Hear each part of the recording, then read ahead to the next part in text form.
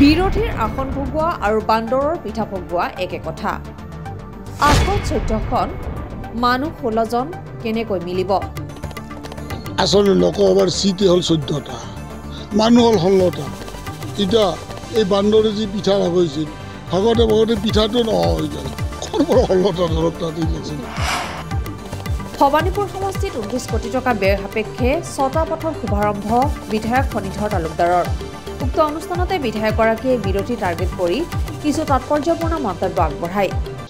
বিকাশৰ গংগা আমাৰ ভবানীপুৰ সমষ্টিটো বলিছে আৰু সেই পৰ্মে আমি মুখ্যমন্ত্ৰীৰ পৰা পোৱা মুখ্যমন্ত্ৰী পকীপথ আঁচনি, মুখ্যমন্ত্ৰীৰ উন্নত পকীপথ আঁচনিৰ দ্বাৰা আমি টোটেল 25.74 কিলোমিটাৰ অৰ্থাৎ 26 কিলোমিটাৰ ৰাস্তা আমি 2 দিনৰ ভিতৰত আমি ইনগ্ৰেশ্যন কৰিম।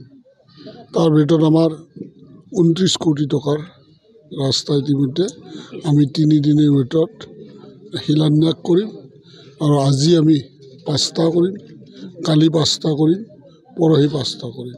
আনহাতে প্ৰদেশ কংগ্ৰেছৰ সভাপতি ভূপেন বৰাক তীব্ৰ আক্ৰমণ বিধায়ক তালুকদাৰৰ।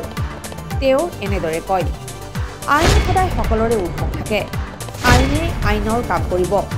সকলোৱে আইনৰ ঊৰ্ধত কায়ো নহয়, গতিকে আইনে আইনৰ ব্যৱস্থা ল'ব। আইন কোনোবাই নামানিলে চোঁচৰাই লৈ যাব, দৰকাৰ হ'লে ভূপেন বৰাক গ্ৰেপ্তাৰ কৰি লৈ যাব। আজি ভূপেন বৰাই চিঞৰি থাকিলে নহ'ব, আইন ভংগকাৰীয়ে চিঞৰি থাকিলে নহ'ব। আইনৰ ৰাস্তা ল'ব, দৰকাৰ হ'লে ভূপেন বৰাক এৰেষ্ট কৰি লৈ যাব। প্ৰথম আইনে নটিচ জাৰি কৰে যে তুমি আহা আমাক সহযোগ কৰা, আৰু সহযোগ নকৰিলে আইনৰ কথা হ'ল কি চোঁচৰাই টানি লৈ যাব। সাহস আছে যদি ভূপেন বৰাই লোকসভা নিৰ্বাচন খেলি দেখুৱাওক। ৰাজনৈতিক যুদ্ধক্ষেত্ৰত ভূপেন বৰা পলৰীয়া সৈনিক। লোকসভা নিৰ্বাচন খেলি ভূপেন বৰাই জনপ্ৰিয়তাৰ প্ৰমাণ দিয়ক। যে এবাৰ অন্তত খেলি নিজৰ লোকসভাত খেলি নিজৰ স্থিতিটো দেখুৱাওক, তাৰ লগত কিমান মানুহ আছে। যুদ্ধক্ষেত্ৰৰ পৰা ৰণ আৰম্ভ নহওঁতে কিয় পলায়ন কৰা? যুদ্ধক্ষেত্ৰৰ পৰা পলায়ন কৰা মানুহক আমি কেতিয়াও বিশ্বাসযোগ্যতা হ'ব নোৱাৰে ৰাইজৰ। যুদ্ধ লখিমপুৰৰ মানুহ, লখিমপুৰ সমষ্টিৰ মানুহ, লখিমপুৰত একবাৰ খেলি দেখুৱাওক কিমান ভোট আছে, কিমান শক্তি আছে। পৰীক্ষা নিদিলে পঢ়াৰ মূল্য নাথাকে।